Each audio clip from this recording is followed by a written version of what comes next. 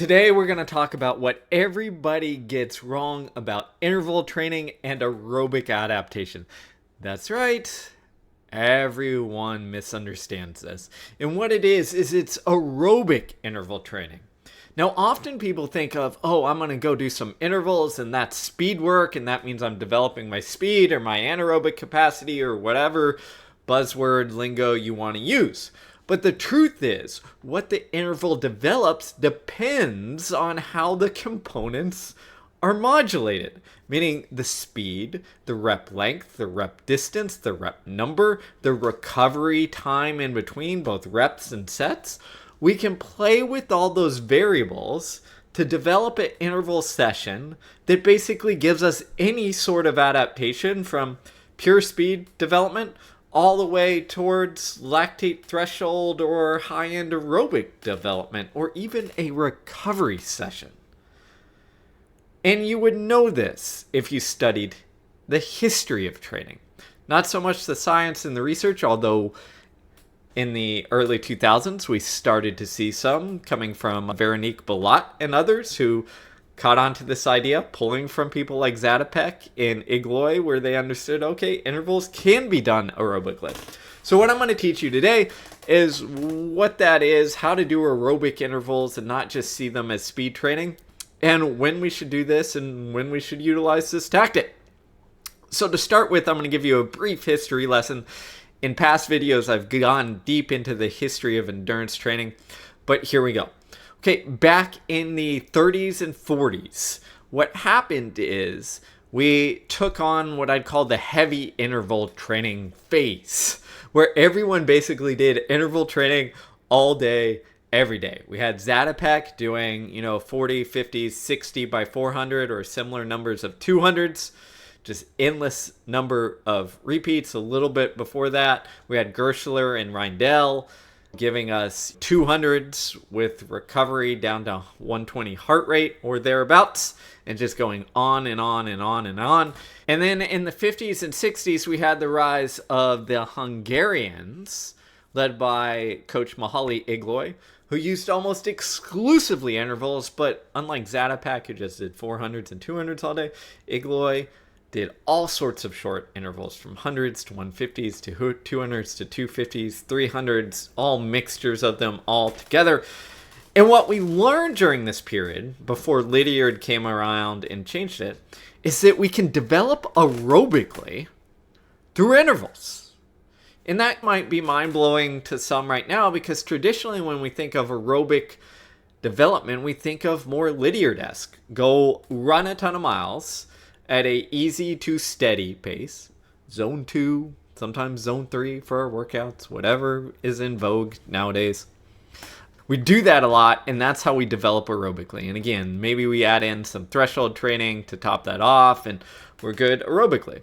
What Igloy figured out is, through constraints of living in a war-torn Hungary and the influences from people like Gershler, Reindel, Adaptation, Vladimir Kuntz, and others, is that we can do this through intervals. So what Igloy did is, yes, he had occasionally a long run or easy day in there, but he figured out how to coach some of the world's best, from world records in the mile to Olympic golds like Bob Schul for the US in the 5K.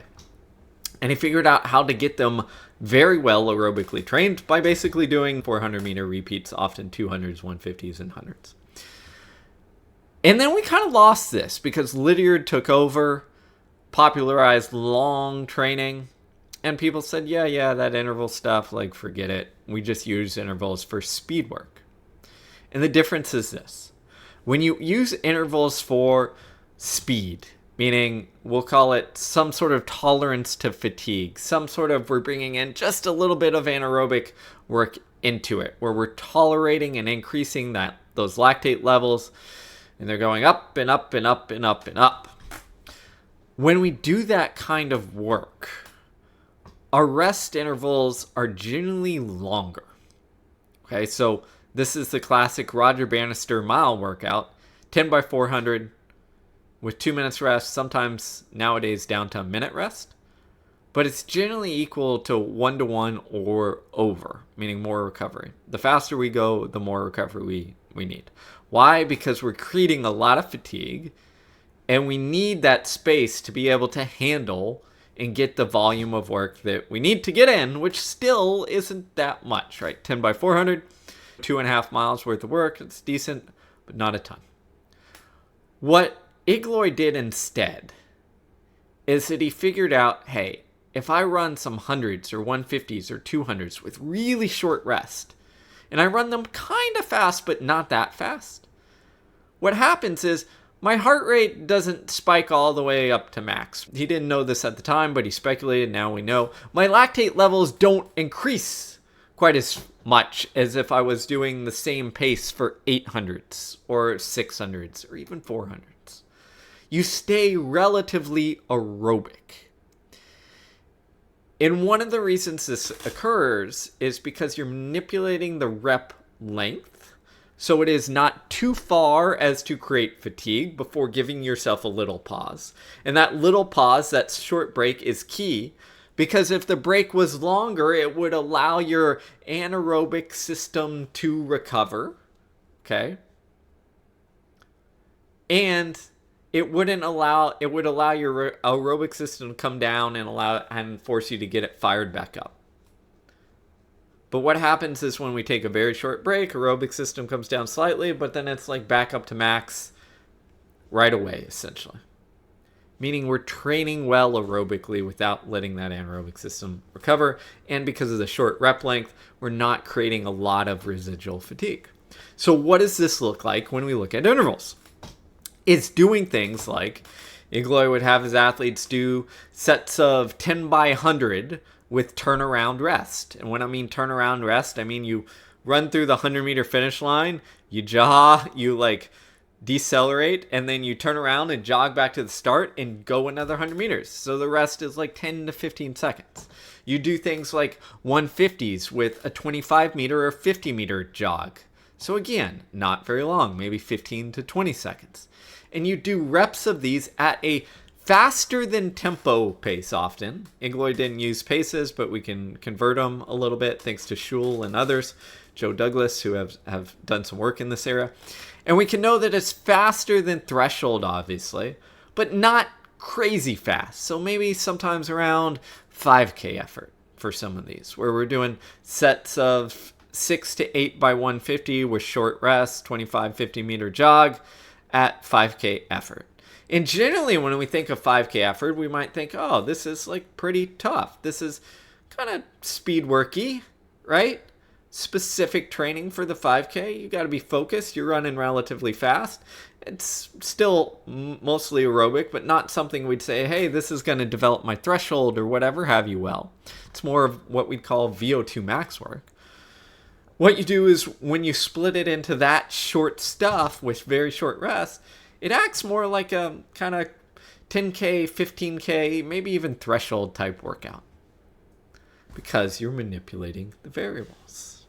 All right. Now, Igloy took it a step further because he said, hey, I want to get a high volume of this.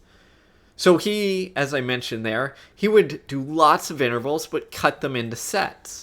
And his belief here is the sets, the longer break, allows us to dissipate more of that fatigue and then get back to, okay, I'm going to spend a decent amount of time in this kind of high-end aerobic state and put that slight pressure on things. So again, with the 150s examples, you might do 8 by 150 and then take a very slow 400-meter jog or walk. And you're kind of fully recovered again. And then you go in with the short rest. So what it ends up simulating, think about it like this. I haven't done the math on this, so it's probably going to be off because I can't do running math in my head.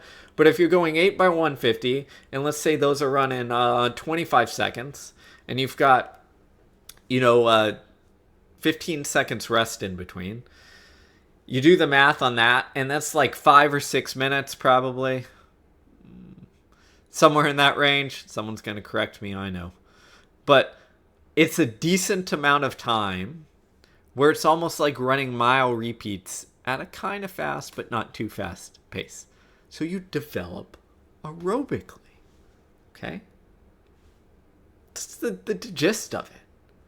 Now, you might say, okay, Steve, but that's old school. Why would you do that? Let's look at Jakob Ingebrigtsen's training. Famous for double threshold work, right? Double threshold. Everybody does this stuff. This is what everyone should do nowadays, correct? Okay. What is often the second threshold workout of the day? 25 by 400 with short rest at, again, depending on the time of the year, not that fast paces. It's faster than his maybe 2K threshold repeats early in the morning. But it's maybe at, again, a little faster than threshold pace, half marathon pace, maybe 15K, maybe 10K pace, short rest. Again, it's longer than Igloy would do sometimes. But it's the same style of workout. It's just like swimmers do, right? Swimmers embody this. Why do they embody this? Because no one in their right mind wants to go do a 25-minute threshold swim where you're just doing the same pace for 25 minutes staring at a line. It'll drive yourself nuts. So what do swimmers do? They break it into short reps. And swimming is even more interesting because you can go shorter recovery because it's harder to recover in a short amount of time when you're running. Things like fighting against gravity, you don't have to, and swimming, and hydrostatic pressure, and some other things related to the water.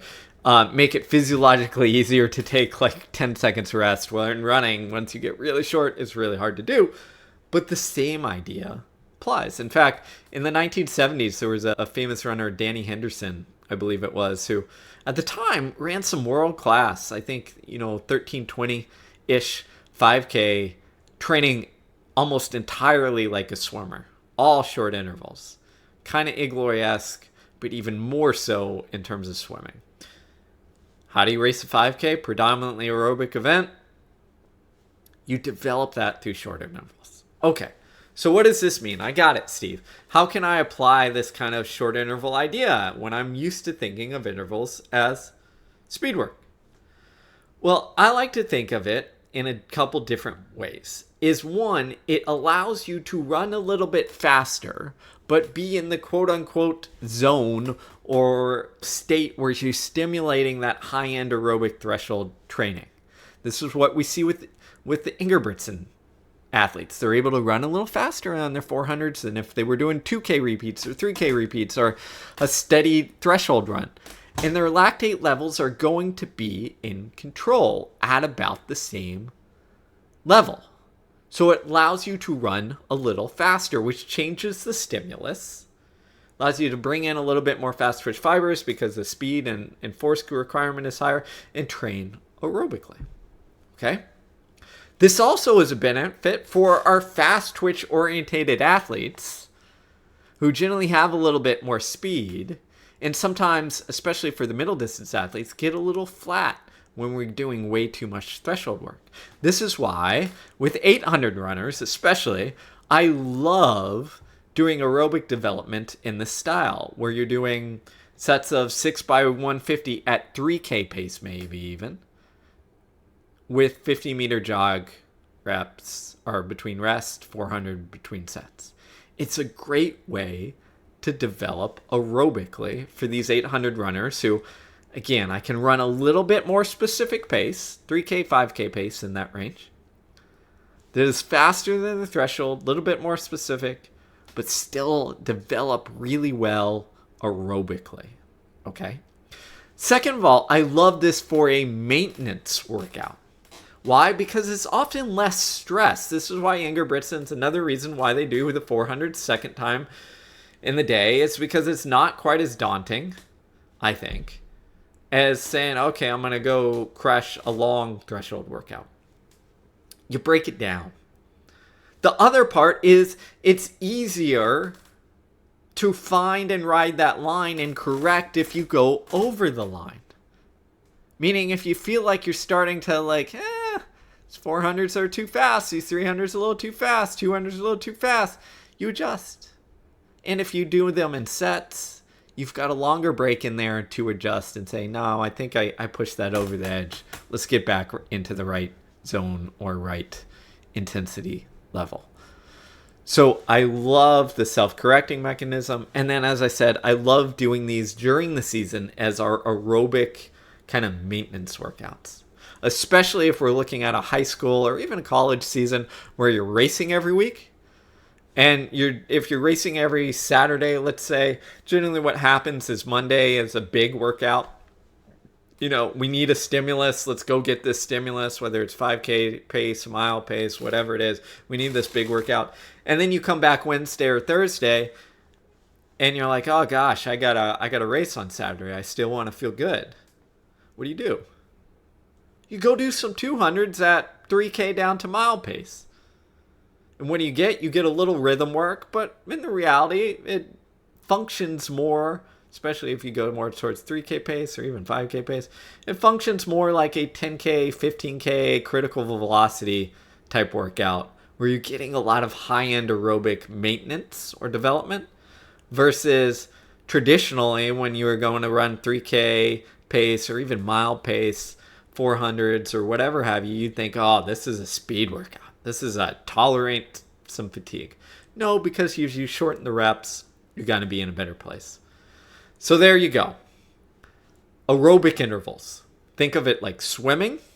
Think of it as a couple guidelines here. Is the shorter the rep, I think the easier it is to manage and not go too far into fatigue by messing up the pacing or what have you. The shorter the rest, the more aerobic it is. I know this sounds counterintuitive where you're like, no, the short rest makes me fatigue more. Maybe if you're going too fast. But generally what happens is we use our anaerobic capacity at the start of the race or the start of the workout because our aerobic system isn't revved up enough. And if the aerobic system can cover all or most of the energetic demands, then we're less anaerobic as we go along because we're covering most of the demands aerobically, right? If we're running 10K pace, we're covering 90 whatever percent of the demands. And we only have a little bit of anaerobic, usage there. Okay. The short rest, what it does is it keeps that aerobic system primed and ready without allowing that anaerobic system the time to recover. This is why if you really wanted to do some quote-unquote anaerobic stuff, what you would do is you would have really freaking long rest to allow creatine phosphate system to recover, to allow anaerobic glycolysis system to kind of recover. And this is why you do something like, I don't know, for 800 runner, 4x300 with 6-7 minutes rest in between at faster than 800 pace. Maybe 600 pace or close to 400 pace. You can also add this on. I love this as a maintenance workout. I've already mentioned maintenance, but like an add-on, meaning we do a mini speed session where we're doing some 400s at mile pace or 300s at mile or 800 pace or something like that. Then you take a little rest and you go, you know what, we're going to do a couple sets of 10 by 100 with turnaround rest at 10K pace, 5K pace. And all of a sudden you get some aerobic benefit in this workout to kind of just keep that system primed. All right, there you go. That's how you use intervals for aerobic development. Keep it in your toolkit. And this way, whenever someone says, oh, you're doing speed work when you do an intervals, you say, no. Depends on how you modulate the recovery, the rep length, the speed, the set number, the pacing, all of those variables. This is why I hate when people say, oh, 4x4 minute workout, this is the key. Or, do this Tabata sprint workout, this is the key. Or whatever, K's at this pace. No. You can create the same stimulus, varying up the distance and playing with those variables. So I can have, instead of 4x4 minutes, I could literally do 200s and get this VO2 max workout in if I modulated the recovery and the speed correctly. It's about how you use the variables. Think of the great swimming coaches. They do this really well. All right, till next time, everybody. Don't forget, subscribe, share, and as always, if you want to support me, check out my book. It's doing great. 3 months it's been out, and an average 4.8 stars out of 5 on Amazon. crazy. Got a lot of good feedback from athletes who have said it helped their mental game and helped them perform at a higher level. So don't forget to check it out. Thanks, everybody. Stay tuned until next time.